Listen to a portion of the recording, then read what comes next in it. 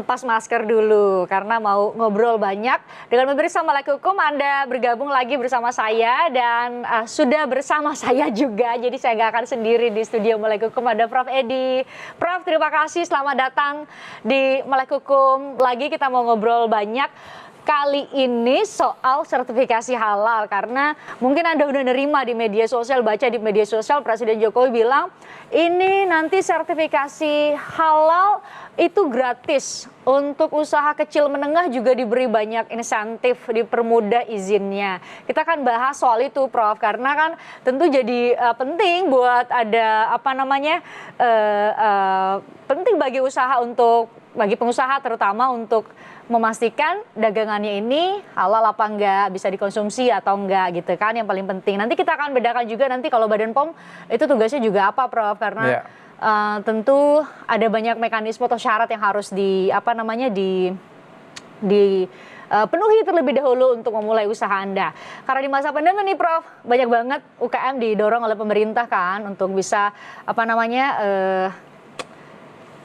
membangkitkan ekonomi kita yang terpuruk. Ini sebenarnya gimana sih, Prof, aturan sertifikasi halal itu?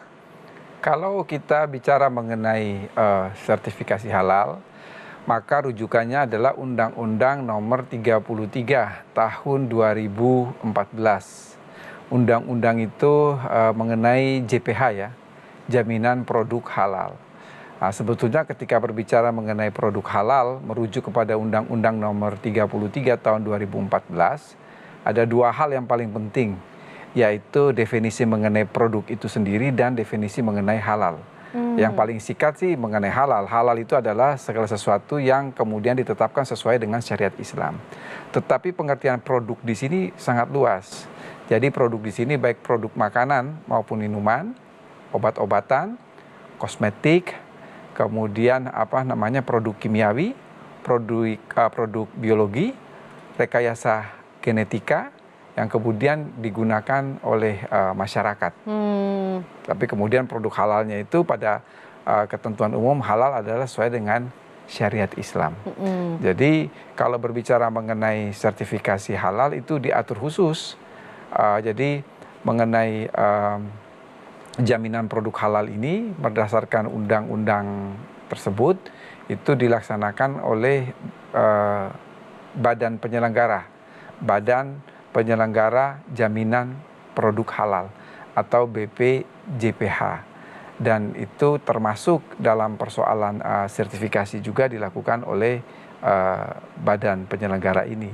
Yang penting saya kira yang harus dipahami itu adalah apa yang harus dilakukan oleh pelaku usaha. Iya, betul, untuk bisa dapat sertifikasi jadi, itu. di dalam undang-undang AKO atau undang-undang yang bersangkutan itu diatur dalam pasal 24 dan pasal 25. Jadi pasal 24 itu mengenai apa yang dilakukan oleh pelaku usaha, jadi harus mengajukan kepada BPJPH itu mengenai untuk memastikan bahwa produk dia itu adalah produk halal.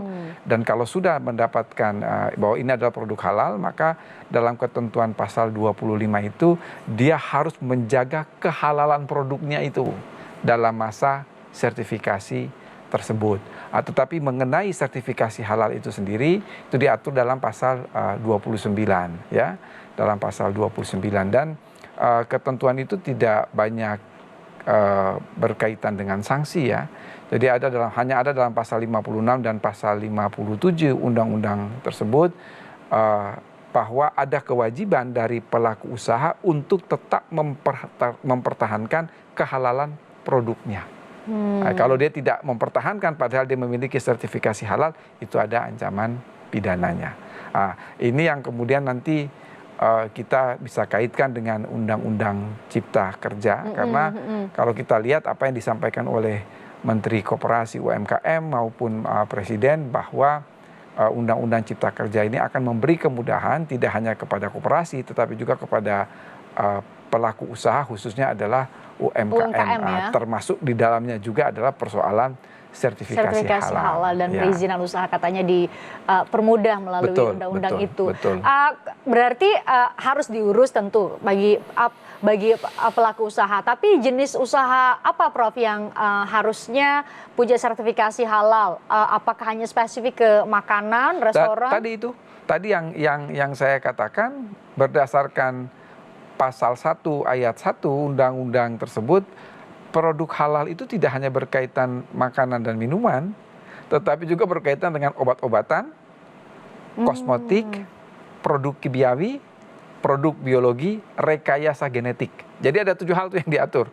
Jadi luas sekali ya? Makanan, minuman, obat-obatan, kosmetik, produk kimiawi, produk biologi, rekayasa genetik. Nah, jadi kalau misalnya kita ambil satu contoh misalnya mengenai makanan. Makanan ini kan termasuk misalnya cara penyembelihan hewan itu pun harus dengan menggunakan syariat Islam. Jadi sedetil itu undang-undang tersebut mengatur. Ya. Berarti kalau misalnya jadi bukan persoalan kandungan, apakah misalnya dia mengandung babi atau mengandung yang anjing haram, yang haram, gitu tetapi bagaimana cara menjembeli hewan itu pun diatur di dalam undang-undang tersebut. Ya. Kalau misalnya mereka biasanya kan kalau di produk dituliskan ada label halal tuh, Prof. Betul. Berarti ketika mendapatkan surat sertifikasi halal, maka pelaku usaha itu wajib untuk memberikan label halal terhadap produk tersebut. Kalau misalnya ada pelaku usaha yang nggak memberi label halal nih, Prof? Ya, itu diberikan sanksi administrasi. Jadi sanksi administrasi itu bisa sampai pada pencabutan izin usahanya. Ya. Ada ancaman pidananya juga? Enggak, kalau ancaman pidana itu dalam pasal 56-57 itu hanya terkait dengan kewajiban pelaku usaha untuk menjaga kehalalan produknya. Selama dia punya sertifikasi itu, dia wajib untuk menjaga kehalalan. Jangan sampai kemudian justru menjual hal-hal hal-hal yang haram, kira-kira begitu. Oke. Berarti kalau misalnya terkait dari 7 hal tadi, gak hanya makanan, ada kosmetik, rekayasa genetika, obat-obatan juga, ya. Karena itu dikonsumsi ya, Prof? Betul. Karena itu dikonsumsi dan bagi menurut syariat Islam itu masuk kategori hal haram. Kalau ada salah satu jenis, ya kalau ada unsur-unsur yang memang secara syariat Islam haram, maka itu bukan halal kan, intinya seperti itu. Kalau restoran sendiri punya kewajiban nggak sih, Prof? Karena tampaknya kalau kita masuk ke restoran, justru yang punya kewajiban adalah mereka yang menjual makanan yang haram ya, untuk memberikan keterangan. Atau gimana, Prof, seharusnya pengaturannya? Kalau kita kembali kepada undang-undang jaminan produk halal, bahwa memang pelaku usaha itu dia wajib kemudian untuk mengajukan sertifikasi halal itu. Kewajiban itu diatur dalam pasal 24, dia memastikan bahwa produknya dia itu adalah produk halal, kemudian nanti dia meminta mengajukan sertifikasi halal. Artinya apa? Artinya kalau ada restoran yang tidak ada label halalnya, ya mungkin kalau diceritakan secara kontrario mungkin ada yang mengatur menu-menu yang kemudian secara syariat Islam dalam kategori haram. Tapi berarti adakah kategori kalau kita spesifik ke makanan harus restoran, karena ada juga kan namanya UMKM ya, Prof, mungkin yang jual di tempat yang lebih kecil atau jualnya di gerobak tapi laku banget, misalnya ada mie, ada makanan-makanan yang mungkin jadi favorit masyarakat. Itu ada kategorinya atau semua yang jualan? Kalau UMKM itu diatur dengan undang-undang tersendiri ya. Misalnya tempat usaha berserta modal itu tidak lebih dari 50 juta rupiah, lalu kemudian ada penghasilan dan lain sebagainya. Itu ada undang-undangnya tersendiri lagi. Jadi di luar undang-undang jaminan produk halal. Ya. Oke. Tapi kalau secara umum dikategorikan berarti semua jenis usaha yang masuk 7 tadi, kategori tadi wajib ya, Prof? Maupun dia usaha kecil, menengah, maupun usaha besar. Betul. Untuk kemudian memberikan jaminan kepada konsumen tentunya. Oke.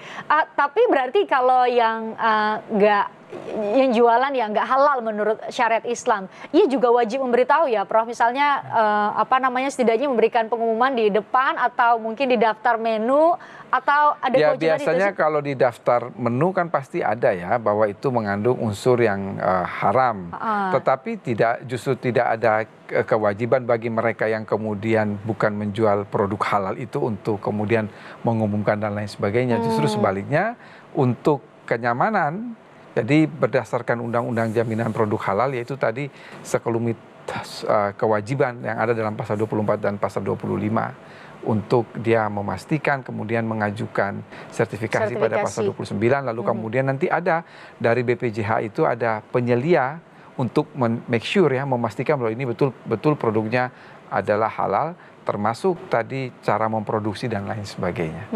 Kalau di Indonesia sendiri, Majelis Ulama Indonesia yang tidak, jadi BPJH itu satu badan yang dibentuk oleh pemerintah, meskipun juga dalam dalam bekerjanya juga itu juga ada tugas dari berkonsultasi dengan Majelis Ulama Indonesia. Karena kita tahu kalau ada Majelis Ulama Indonesia, ada perwakilan Majelis Ulama Indonesia karena dalam konteks COVID ya 19 ya Prof, ada memastikan vaksin COVID-19 juga yang tengah diproduksi. Betul, ya itu tadi kan masuk dalam obat-obatan kan. Betul, tadi Prof sudah sebutkan salah satunya juga itu untuk memastikan bahwa itu juga bisa diterima oleh umat muslim yang punya aturan berdasarkan syariat Islam.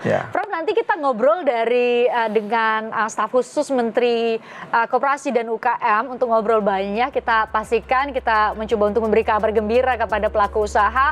Seperti apa sih? Betul nggak digratisin untuk sertifikasi halal? Kita tanya selengkapnya. Saya berusaha untuk hubungi, nanti akan gabung secara virtual mungkin Prof. Sesaat lagi sudah.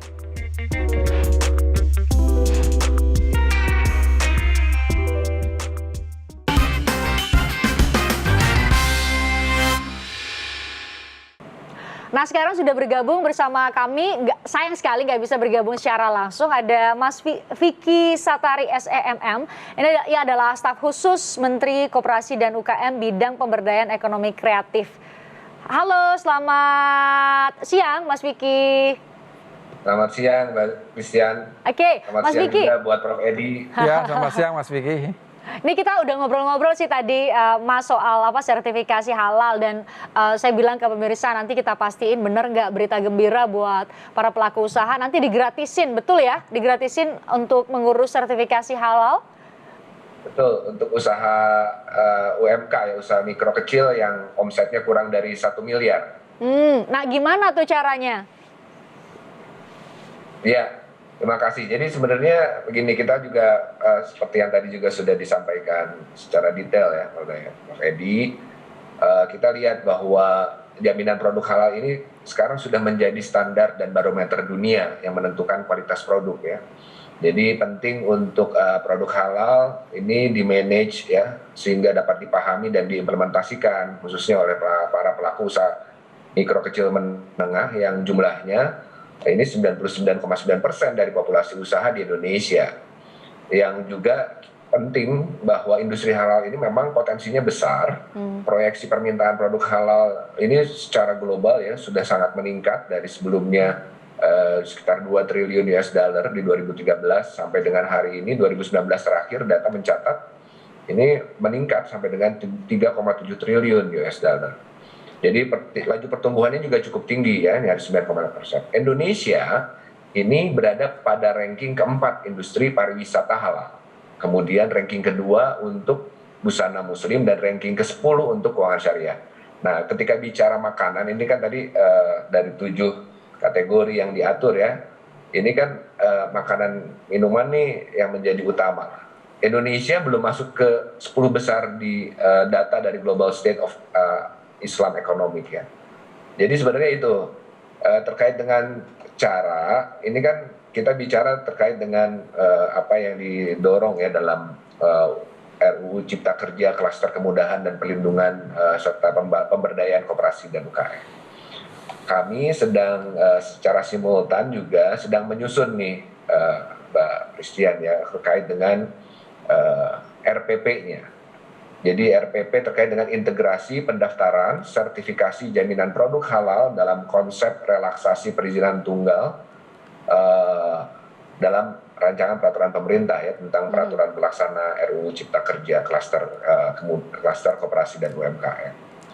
Jadi itu sebetulnya yang menjadi bagian tidak terpisahkan dari spirit bagaimana memudahkan usaha mikro kecil, sehingga dari mulai perizinan usaha mikro kecil kan tidak diperlukan lagi ya, jadi hanya pendaftaran saja, itu sangat simpel.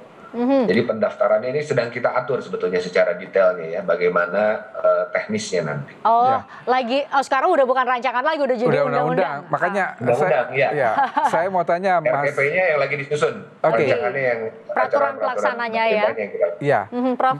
Ya, saya mau tanya Mas Vicky. Jadi mungkin supaya masyarakat ini menjadi jelas dan kita semua ini menjadi jelas, kalau kita merujuk kepada Undang-Undang Jaminan Produk Halal, ini kan ada ketentuan-ketentuan bagaimana kemudian mendaftarkan, kemudian sampai diterbitkan sertifikat, supaya betul-betul apa yang diinginkan oleh Presiden dengan adanya Undang-Undang Cipta Kerja yang telah diketok palu oleh DPR pada tanggal 5 Oktober lalu, sebagai pembanding bahwa ini lebih mudah dari sebelumnya, dari undang-undang yang existing itu apa saja kira-kira? Jadi ini sekaligus sebagai sarana sosialisasi, Mas Vicky, tolong dijelaskan. Ya ini seperti yang saya sampaikan ya, ini kita lagi mendetailkan, Prof, PP-nya. Jadi pertama yang kita perlu ketahui, Undang-Undang Cipta Kerja ini memberikan kemudahan pelaku usaha untuk memperoleh ya sertifikasi halal dengan tentunya tidak meninggalkan aspek dasar kehalalan produk. MUI dalam hal ini tentunya lembaga yang berwenang untuk menetapkan kehalalan produk. Kemudian Undang-Undang Cipta Kerja ini juga memberikan kepastian hukum, pertanggungjawaban dan keterukuran bagi para pelaku usaha dalam pengurusan sertifikasi halal, baik di Badan Penyelenggara Jaminan Produk Halal (BPJPH), juga MUI maupun lembaga pemeriksa halal ya, LPH. Ini juga Undang-Undang Cipta Kerja juga memberikan ruang, peran, serta masyarakat melalui Ormas Islam untuk mendirikan LPH, penyiapan auditor halal, penyelia halal, dan pengawasan penyelenggaraan JPH. Dan kemudian tentunya juga tadi secara biaya ya, ini juga sertifikasi halal ini untuk bagi pelaku UMK dengan omset kurang dari 1 miliar, ini dikenakan tarif RP0, jadi gratis. Sertifikasi halal pelaku UMK ini juga bisa didasarkan atas pernyataan diri atau self declare berdasarkan standar halal yang ditetapkan BPJPH. Namun self declare ini juga tidak bermakna pelaku usaha bisa begitu saja ya, tentunya menyatakan produk halal tanpa dasar, tetap ada persyaratan yang harus dipenuhi sebagai dasar kehalalan produk. Jadi ini juga terkait dengan kaidah ya. Kaidahnya jelas, yang halal itu jelas dan yang haram itu jelas. Tadi sudah disampaikan oleh Prof sendiri gitu ya. Ini yang memang kita yakini ya bisa sangat membantu khususnya usaha mikro yang jumlahnya 98% dari usaha di Indonesia ya, yang memang kesulitan terkait dengan khususnya biaya lah, yang memang juga ini saya mendapatkan juga data dari para pelaku UMKM di daerah nih, khususnya usaha mikro, biayanya ini beragam gitu. Itu yang terjadi di lapangan nih faktanya. Itu, jadi poinnya adalah memudahkan lah, memberikan fasilitasi buat usaha mikro. Oke. Kita mau pastiin dulu nih Prof, karena ada flyer yang beredar dan tentu juga ini jadi pas baca mungkin pelaku usaha UMKM akan sangat gembira. Kita tampilkan di layar Melek Hukum juga layar Kompas TV. Pak Presiden bilang, jadi kita akan konfirmasi nih ke Mas Vicky. UMK, usaha mikro kecil yang bergerak di sektor makanan dan minuman, sertifikasi halalnya dibiayai pemerintah, artinya gratis. Betul ya? Ini biasa. Usaha mikro kecil ya? Usaha mikro kecil, betul. Usaha mikro kecil, jadi itu gratis. Biasanya 3 jutaan ya Mas ya? 3 jutaan, range 3 juta sampai 3,7 ya. Lumayan juga ya? Tapi juga kadang ada biaya transportasi dan seterusnya, itu ada lagi tuh. kalau di lapangan sekali lagi. Oke, bolak-balik karena harus memenuhi syarat administrasi ya kan, tadi nggak Ya. serta-merta self declare ya kan, ini Betul. halal ya kan, nggak Ya, semua jenis betul. usaha gitu ya. Oh, oke. Jadi ada biaya pendaftaran juga ya kan Ya. sebelumnya ya. Ya. Dan ini semua di di cover ya oleh Pemerintah. khusus untuk usaha mikro kecil, betul. Kementerian Keuangan udah bilang akan ngeluarin sekitar 12-an triliun kalau dihitung usaha kecil menengah kita UMKM ya, dihitung dengan jumlah atau dikalikan dengan jumlah UMKM yang ada. Wow, besar juga ya yang disiapkan. Berarti secara nanti detailnya akan diatur melalui peraturan pemerintah dan juga peraturan turunannya begitu ya, Mas Vicky? Ya, tapi yang paling penting secara psikologis juga, Mbak ya, Prof. Ini kan bukan hanya detail. Kalau kita bicara detail, ya tadi juga sudah sangat detail ya dijelaskan Prof. Termasuk juga tadi saya coba jelaskan. Tapi secara psikologis nih, buat pelaku UMKM di lapangan, gitu ya. Sekarang usaha lagi penuh tantangan, gitu ya. Untuk ngurusin izin-izin aja udah sulit, gitu ya. Biayanya nggak mudah, gitu. Ini kan yang perlu kita sekali lagi berikan kemudahan. Jadi kalau misalnya bicara hari ini kita ada di fase kedua ya, fase pertama kan fase mitigate and survive gitu ya. Kita memberikan kemudahan dari mulai pengurangan biaya keseharian, juga diberikan stimulus untuk bisa menggerakkan usahanya. Di fase kedua ini kan fase reaktivasi usaha, reactivate gitu. Nah ini kan hal-hal yang seperti ini sebetulnya akan diharapkan bisa memudahkan para pelaku UMKM melewati masa krisis ini. Mungkin tantangan ya, saya nggak boleh menyebutkan kata itu gitu. Sekali lagi secara psikologis juga memberikan semangat, karena faktanya kan sekarang lebih banyak lagi usaha mikro ya yang tumbuh karena dari sektor formal ya, dari lapangan pekerjaan ya, banyak hubungan-hubungan pekerjaan ya yang seperti kita ketahui ini ada bahkan sampai dengan pemutusan hubungan kerja gitu. Nah ini hal-hal yang kayak, dan 60% lebih itu usaha mikro ini kan sebenarnya kuliner di bisnis makanan. Oh, pantesan disebutnya spesifik Prof. Betul. Usaha mikro kecil yang bergerak di sektor makanan dan minuman. Ya. Karena itu tentu juga bersentuhan dengan sehari-hari ya Prof. Betul. Kita kalau mau makan mungkin bagi yang muslim pasti khawatir ini halal apa enggak nih gitu ya. Jadi itu untuk memberikan kenyamanan tadi Prof ya, memberikan kenyamanan kepada teman-teman muslim yang mungkin mau makan dimanapun itu memastikan dulu ini halal apa enggak. Karena tentu kalau tadi tujuannya adalah reaktivasi untuk mengaktifkan kembali perekonomian ya dengan melalui para pelaku UMKM spesifik di bidang makanan dan minuman. Tapi ada juga tuh Mas Vicky dan Prof ya yang bahkan elektronik ada juga tulisan halalnya beberapa barang elektronik. Masuk tadi Prof bilang ada 7 ya, ada 7. Ya, kalau kembali kepada undang-undang kan tidak hanya makanan dan minuman. Cuman kalau kita melihat apa yang disampaikan oleh Mas Vicky ini kan dia sangat spesifik untuk reaktivasi kehidupan ekonomi. Berarti memang lebih menjurus kepada makanan dan minuman. Oke, berarti itu clear ya Mas Vicky ya, spesifik ke usaha mikro kecil yang bergerak di sektor makanan dan minuman. Bagaimana dengan bidang usaha lain Mas Vicky? Ya, bidang usaha lain sebetulnya kita akan sekali lagi pertama tadi ya melihat kondisi di lapangan usaha mikro kecil. Di usaha mikro kecil yang diberikan fasilitasi gratis biayanya ini, sebetulnya itu yang terhubung dengan sertifikasi halal itu mayoritas ya, nyaris semua itu adalah usaha makanan dan minuman. Ya, 60% tadi Mas Vicky. Kalau misalnya untuk sektor yang lain itu biasanya udah kelas menengah biasanya Mbak ya. Tadi ada kosmetik dan seterusnya gitu ya, pabrik kan. Obat-obatan gitu, ya. Obat-obatan, ya misalnya kelas menengah, kelas besar mungkin ya Prof. Ya betul. Ya. Sudah tidak termasuk UMKM itu, jadi nggak digratiskan pasti. Malah wajib bayar. Oke. Iya. Mas Vicky, kalau di lapangan biasanya kalau ada satu restoran misalnya, karena kita bicara soal sektor usaha mikro kecil yang bergerak di bidang makanan dan minuman, misalnya punya beberapa produk, dia punya banyak varian. Berarti setiap variannya juga harus ada sertifikasi halal atau seperti apa sih mekanismenya, Mas Vicky? Ya, yang diatur ya, yang saya ketahui itu sebetulnya memang per produk yang perlu disertifikasikan gitu ya.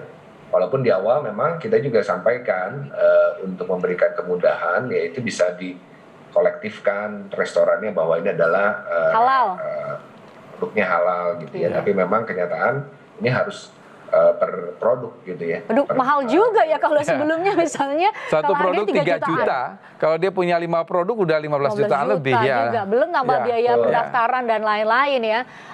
Dari segi birokrasi tadi kan sudah segi biaya gratis katanya. Dari segi birokrasinya dipermudah juga nggak, disederhanakan juga nggak Mas Vicky?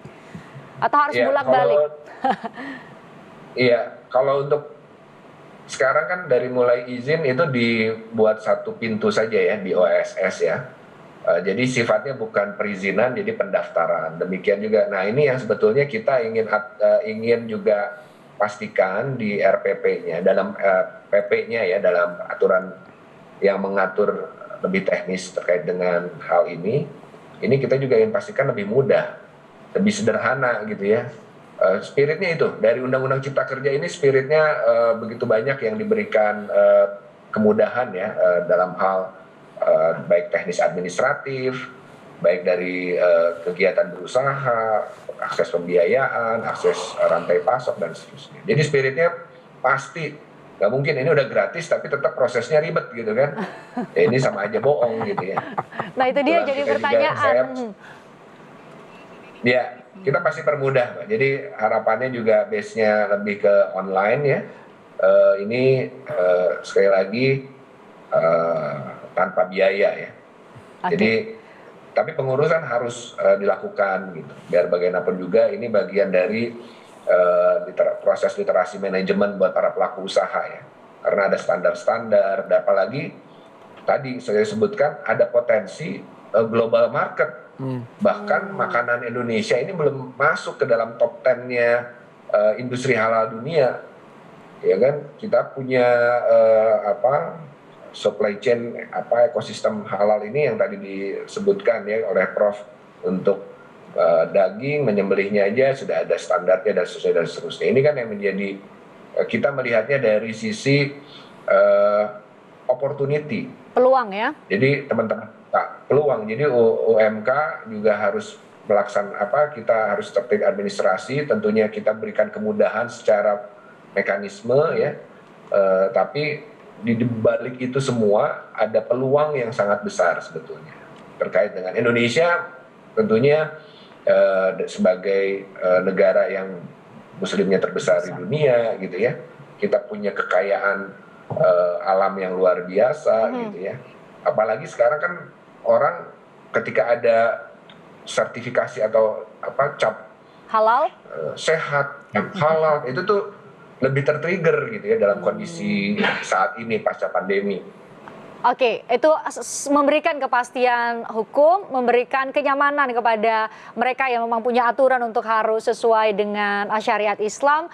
Ternyata juga pangsa pasarnya luas sekali, jadi kita bisa bersaing lebih besar lagi dengan produk-produk dibanding dengan negara lain. Mas Vicky, Prof, kita bahas lebih detail hal-hal yang mungkin bisa mencerahkan kami semua, terutama para pelaku UMKM untuk gimana caranya dapat sertifikasi halal dan nanti gimana kira-kira mekanismenya yang disebut tadi oleh Mas Vicky jauh lebih mudah. Sesaat lagi, saudara.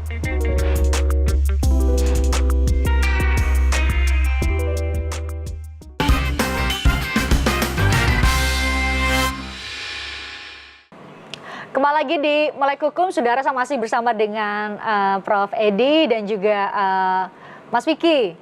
Staf Sus Menteri Koperasi dan Usaha Kecil Menengah UMKM.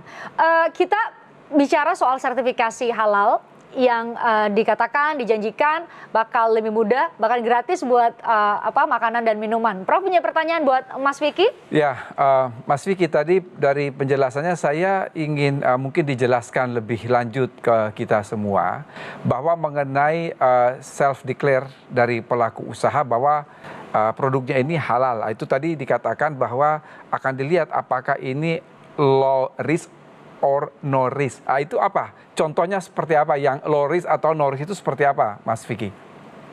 Iya, jadi kalau dari produk ya yang memang sudah clear, Prof, biasanya kan ada misalnya olahan ikan misalnya ya, itu kan udah jelas produknya bahan bakunya itu sudah tidak menggunakan kimiawi lagi dan seterusnya. Produk objeknya juga adalah ikan gitu kan, udah jelas yang halal gitu ya.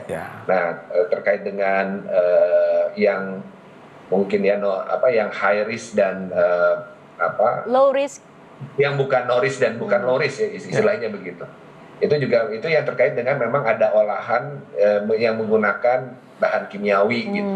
Yang bahan kimiawinya dari impor misalnya gitu, Prof. Itu yang memang kan selama ini selalu kita suka dapat tuh, hati-hati produk ini ada unsur X-nya gitu ya, yang non halalnya gitu kan. Itu kan yang terjadi gitu. Itu yang sebetulnya secara kriteria umum itu yang disebut dengan no risk dan low risk, contohnya begitu, Bro. Oke. Clear ya. Setidaknya jadi pengetahuan umum gitu ya. Betul, sebab tadi kalau kita merujuk kepada ketentuan pasal 1 ayat 1 bahwa produk itu termasuk produk kimiawi maupun produk biologi. Jadi ketika itu ketika memang tadi ada campuran olahan yang berkaitan dengan produk kimiawi, maka itu termasuk dalam high risk. Jadi nggak bisa langsung dia self declare. Kira-kira begitu ya, Mas Vicky ya? Betul, Prof. Prof. Oke, sederhananya gitu ya. Oke, clear. Nah, yang biasanya juga jadi pertanyaan oleh para pelaku usaha, apa beda label halal Badan BP POM dan juga dari MUI? Karena tadi Mas Vicky bilang MUI juga yang punya kewenangan untuk mengeluarkan sertifikasi halal, atau ada saya tolong dikoreksi diksinya. Mengeluarkan label halal atau sertifikasi halal, keterangan saja atau sertifikasi gitu ya, karena itu secara formalnya demikian. Gimana Mas Vicky? Iya, kalau saya boleh jelaskan secara terlekastis ya, sebetulnya ini kan karena diatur gitu, BPJPH ini jadi bicara tentang logo halal dan bukan logo halal yang dari MUI gitu ya. BPJPH ini kan mempunyai kewenangan dalam menetapkan label halal sesuai dengan pasal 37 Undang-Undang Nomor 33 2014 yang tadi Prof Edi sampaikan. Label halal Indonesia sudah dipatenkan pada Kemenkumham sejak tanggal 24 November 2017. Hukum memasang logo halal namun bukan logo halal MUI disesuaikan pada kaidah hukum yang berlaku dari BPJPH dan Kementerian Agama. Jadi sudah diatur. Jadi juga harus clear buat pelaku usaha ya, supaya nggak salah gitu ya. Kalau setahu saya yang berkaitan dengan Badan Pengawasan Obat dan Makanan itu berkaitan dengan kandungan ya, dengan gizi, dan juga berkaitan dengan apakah ini membahayakan kesehatan ataukah tidak. Jadi bukan pada persoalan halal atau tidak, tapi pada persoalan apakah ini berkaitan dengan membahayakan kesehatan ataukah tidak. Tapi kalau halal maka berdasarkan undang-undang itu adalah tugas dari BPJPH itu. Jadi seperti yang dijelaskan oleh Mas Vicky, betul. Majelis Ulama Indonesia. Nah, kalau ada sanksinya dalam bentuk pidana atau enggak, Prof, yang kemudian serta-merta terlepas dari dia self declare, kemudian dia taruh label halal di luar dari label yang didapatkannya melalui mekanisme yang sudah diatur secara formal. Kalau sanksi pidana dalam Undang-Undang Nomor 33 itu hanya 2 pasal tadi. Di pasal 56. Jadi kalau pelaku usaha yang telah mendapatkan sertifikasi halal, maka dia memiliki kewajiban untuk menjaga kehalalan produknya. Kalau tidak, maka diancam pidana, kira-kira seperti begitu. Jadi ketika udah dapat logonya, sedikit ya. Silakan Mas Vicky. Izin. Ya, jadi terkait dengan tadi kan ada BPJPH, ada MUI dan seterusnya, ini mungkin secara komprehensif kita bisa sampaikan bahwa wewenang penerbitan sertifikat halal adalah di BPJPH tadi. Seperti yang disampaikan sebagai penyelenggara jaminan produk halal seperti yang sudah diatur di Undang-Undang 33 tadi Prof sudah sampaikan. Ditambah ada aturan pelaksananya itu terkait dengan PMA, Peraturan Menteri Agama nomor 26 tahun 2019 dan PP 31 2019 ini. Prof, nanti kalau kurang tepat mohon dikoreksi. Proses sertifikasi halal yang dilakukan BPJBH, nah ini melibatkan LPH, Lembaga Pemeriksa Halal. Dalam hal ini auditor halal dan laboratorium dan fatwa dari MUI. Jadi sebetulnya dalam hal ini peran MUI ini memberikan fatwa gitu ya. Ya tentunya kita bisa sampaikan ya ini kan substansinya kan di situ gitu. Iya. Ya. Tuh, karena tadi bicara pembiayaan sertifikasi halal yang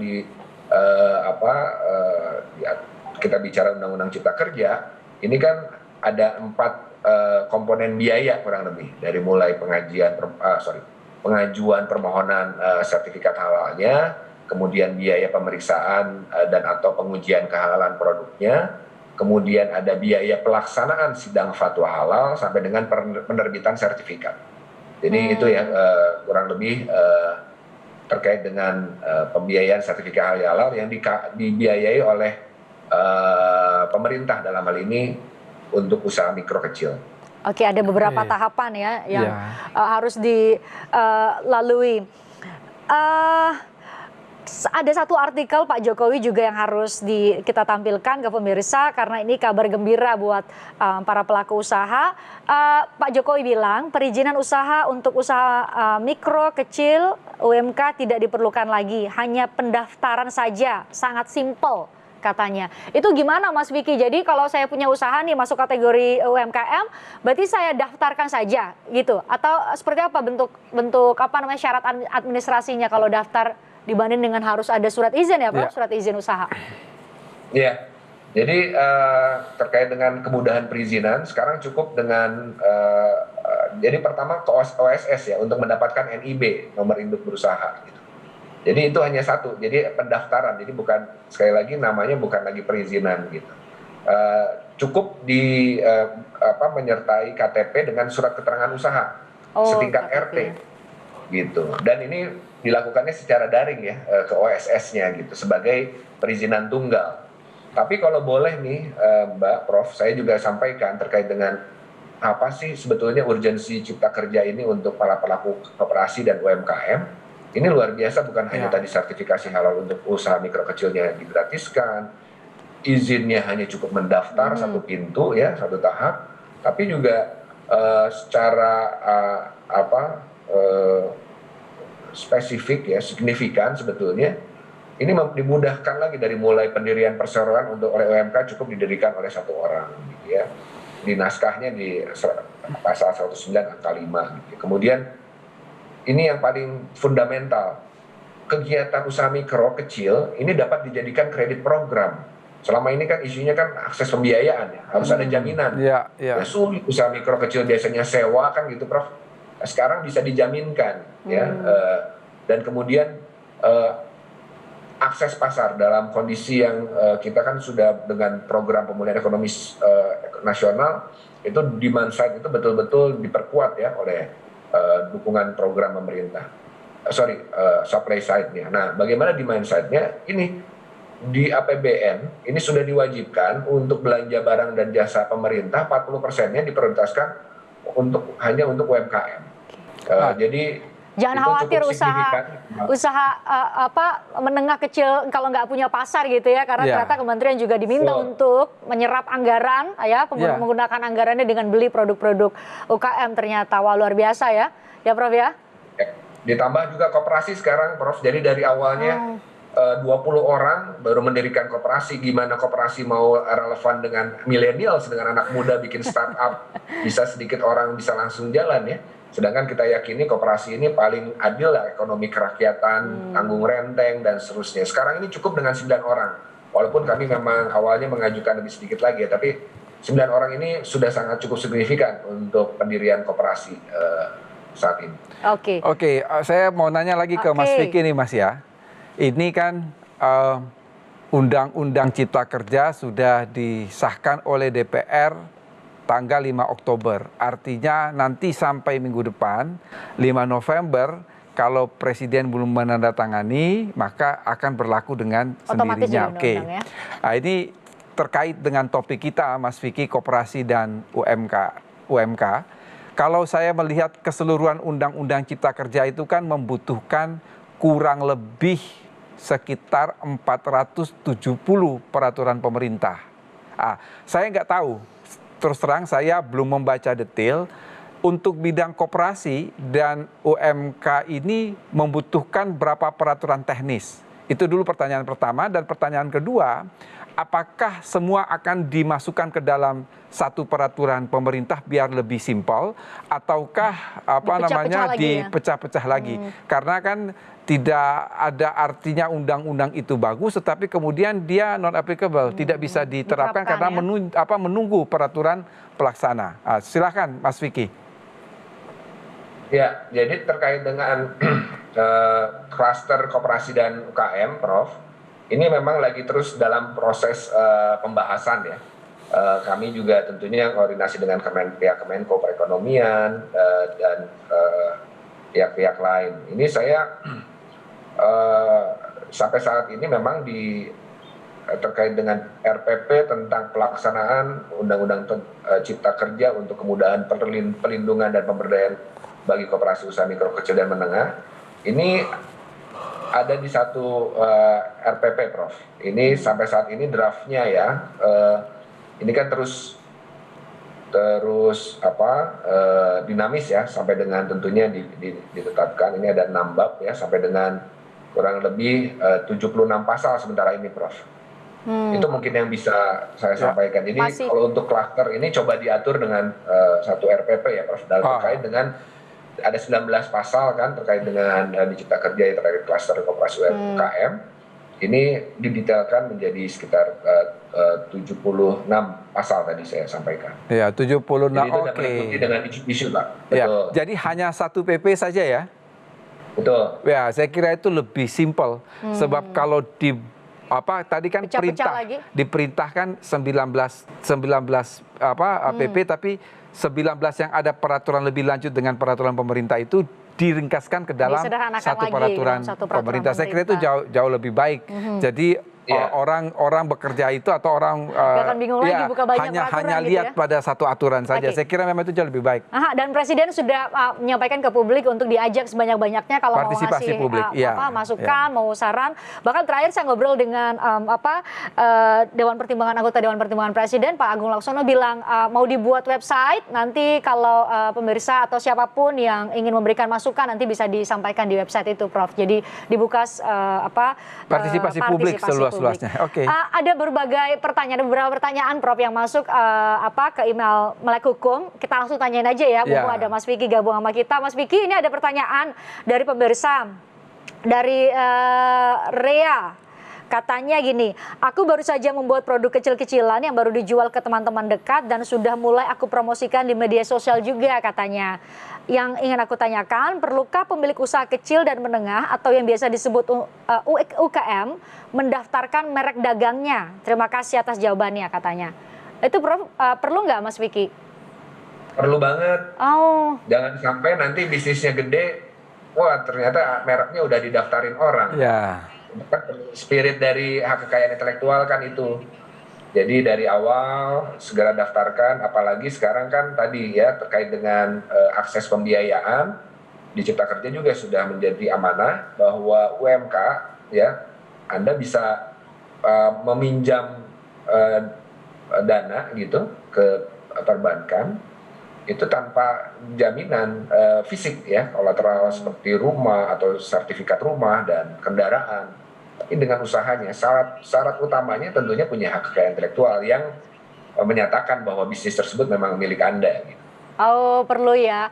Oke, berarti sekarang didaftarkan. Oke, perlu untuk didaftarkan. Jadi semakin dibuka kesempatan karena biasanya teman-teman pelaku UKM, UMKM itu, Prof, ngeluhnya susah nih dapat modal, nggak punya akses ke perbankan karena nggak punya agunan yang nggak punya apa yang bisa dijaminkan karena biasanya seperti itu. Sekarang sudah mulai menuju proses dimudahkan, setidaknya kita patuhi syaratnya, daftarin.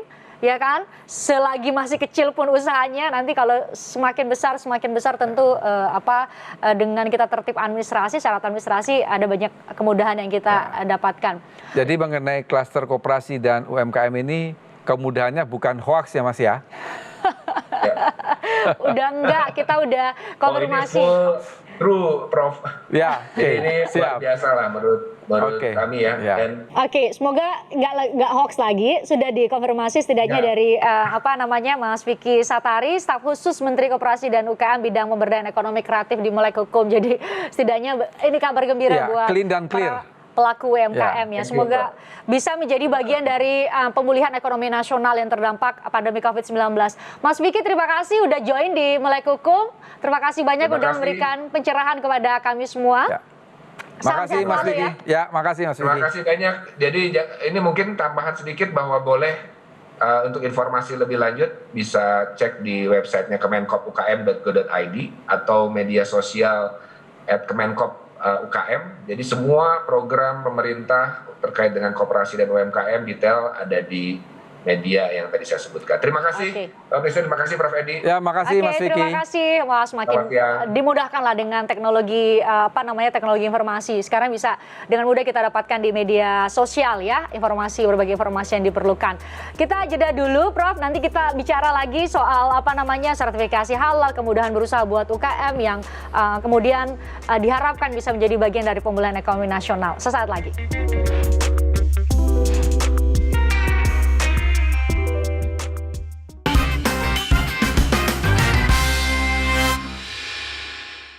Jadi Prof, dengan banyak kemudahan yang sudah diberikan sekarang buat para pelaku UKM termasuk untuk sertifikasi halal, jadi imbauan Prof buat para pelaku usaha sekarang apa, Prof?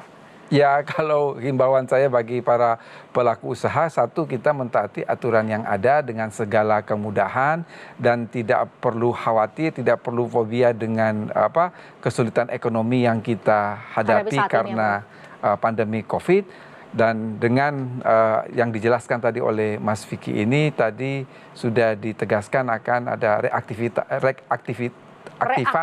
reaktivasi terhadap pemulihan ekonomi melalui UMKM ini. Dengan berbagai kemudahan yang diberikan, diharapkan bisa mengakselerasi pemulihan ekonomi kita. Mudah-mudahan apa yang kami sampaikan di Melek Hukum edisi kali ini bisa mencerahkan, terutama buat para pelaku usaha. Sekarang sudah dimudahkan, semoga usaha Anda lancar, sama-sama kita bantu negara untuk bisa kembali pulih, ekonomi kita semakin baik pun di masa pandemi ini. Terima kasih, saya Pristian Grich, kita jumpa lagi dalam kesempatan.